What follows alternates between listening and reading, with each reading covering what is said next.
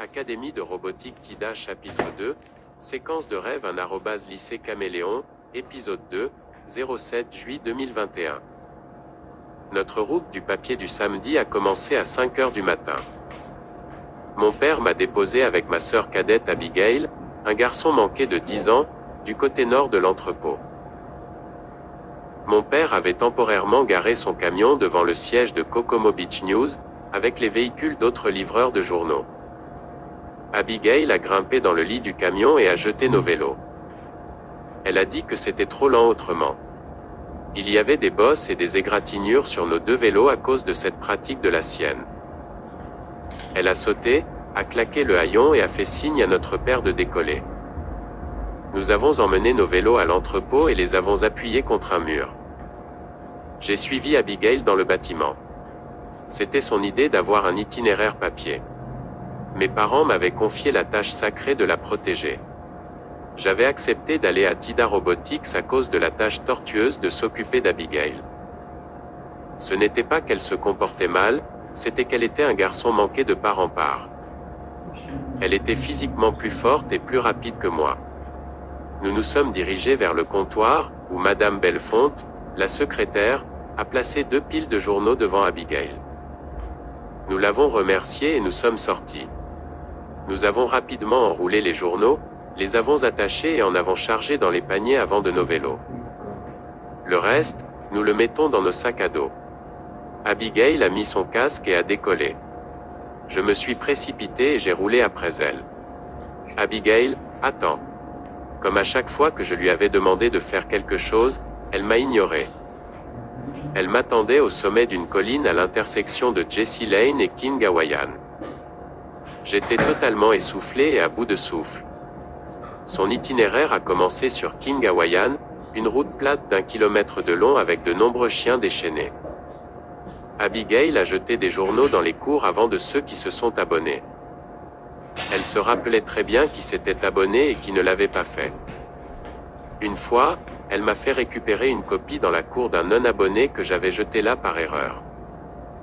C'était aussi l'une des maisons avec des chiens en laisse. Nous arrivâmes à un rond-point dont les bras s'étendaient sur 3 autres rues. Nous avons tenu bon. King Hawaiian est devenu Kokomo Beach Road. Seuls 25 foyers y sont abonnés. La route a subi une dégradation de 3%. J'ai eu beaucoup plus de facilité sur cette route. Au moment où nous avons atteint la maison de notre dernier abonné, le soleil s'était complètement levé et il faisait jour. À l'intersection suivante, notre maman nous attendait avec la camionnette familiale. À 9 heures, Abigail et moi avons terminé nos tâches ménagères et nos responsabilités du samedi. Nous étions maintenant libres de corvée. Abigail était dans le salon avec nos autres frères et sœurs plus âgés, Lynn, 14 ans, et Enoch, 16 ans. Ils jouaient à des jeux vidéo. Le seul son entendu venait d'Abigail. J'étais dans la chambre de mes parents. J'utilisais leur ordinateur de bureau pour Skype avec mes coéquipiers. Nos progrès en beignets avaient été annoncés à nos parents par le directeur Jacqueline. Les visages d'Isaiah et de Valérie se dessinaient avec tristesse. Jade parlait de son agacement face à l'incident de piratage. Jusqu'à présent, notre plan pour percer le coffre de TIDA était tout sauf complet. Rien que l'idée de devoir retourner au King Hawaiian Junior High School et de m'occuper d'Abigail tous les jours après l'école m'a fourni une motivation extrême. Finalement, nous avons décidé de nous retrouver au Venu Bowling au sommet de TIDA Robotics. Kai et Maoi avaient rejoint l'équipe Barbie Doll dans ses efforts pour faire des ravages dans l'équipe David et l'équipe Sakura. Nous devions nous retrouver à midi. Jade a dit qu'elle avait quelque chose dans sa manche. Au moment où je suis sorti de ma chambre, j'ai vu mes parents attendre dans le couloir avec Abigail. Ils voulaient que je garde ma sœur cadette. Toute protestation de ma part ne ferait que les faire remettre en question ce que je préparais. Je devais garder secret le plan de l'équipe Barbie Doll. J'ai donné un coup de pouce à mes parents. Tout d'abord, Abigail et moi avons fait du vélo jusqu'à Maritime Rentals pour rencontrer Kai et Maoi. Comme d'habitude, Le magasin était occupé par des clients qui louaient, revenaient ou essayaient du matériel. Nous nous sommes dirigés vers l'arrière-salle, où Kai et Maoi nettoyaient les locations rendues. Nous nous sommes fait un clin d'œil et avons hoché la tête. J'ai attrapé 2 balais et en ai donné un à Abigail. Elle l'a accepté avec prudence et a dit qu'elle devrait être payée pour son temps et son travail. Nous avons commencé à balayer, elle a balayé un côté de la pièce, et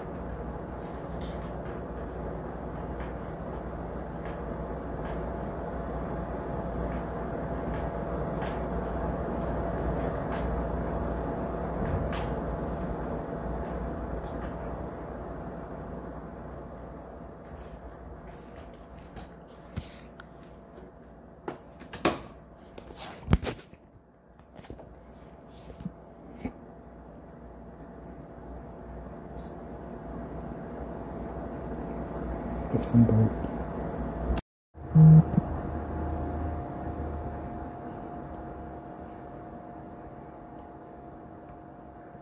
Académie de robotique TIDA chapitre 2, séquence de rêve lycée Caméléon, épisode 2, 07 juillet 2021. Notre route du papier du samedi a commencé à 5 heures du matin.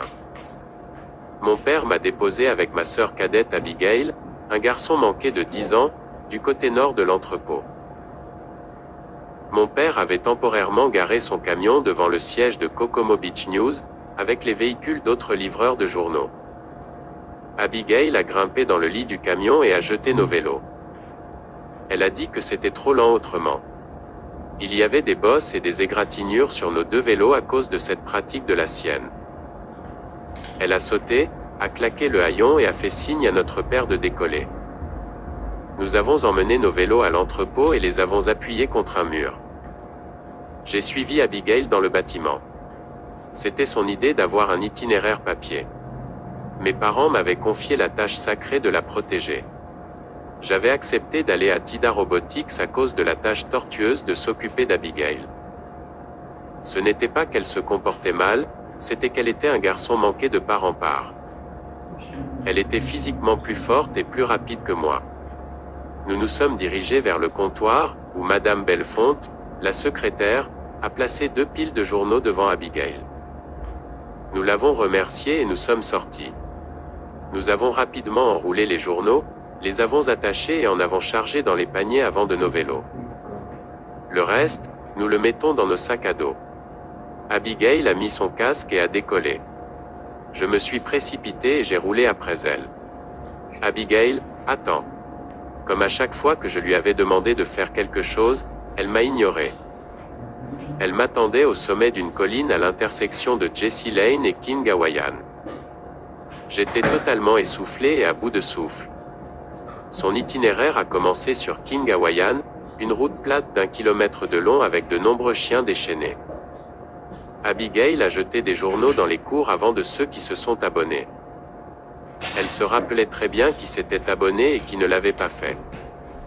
Une fois, elle m'a fait récupérer une copie dans la cour d'un non-abonné que j'avais jeté là par erreur. C'était aussi l'une des maisons avec des chiens en laisse. Nous arrivâmes à un rond-point dont les bras s'étendaient sur 3 autres rues. Nous avons tenu bon. King Hawaiian est devenu Kokomo Beach Road. Seuls 25 foyers y sont abonnés. La route a subi une dégradation de 3%. J'ai eu beaucoup plus de facilité sur cette route.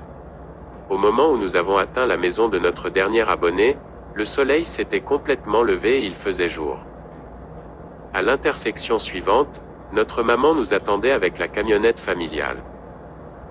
À 9 heures, Abigail et moi avons terminé nos tâches ménagères et nos responsabilités du samedi. Nous étions maintenant libres de corvée. Abigail était dans le salon avec nos autres frères et sœurs plus âgés, Lynn, 14 ans, et Enoch, 16 ans. Ils jouaient à des jeux vidéo. Le seul son entendu venait d'Abigail. J'étais dans la chambre de mes parents. J'utilisais leur ordinateur de bureau pour Skype avec mes coéquipiers. Nos progrès en beignets avaient été annoncés à nos parents par le directeur Jacqueline. Les visages d'Isaiah et de Valérie se dessinaient avec tristesse. Jade parlait de son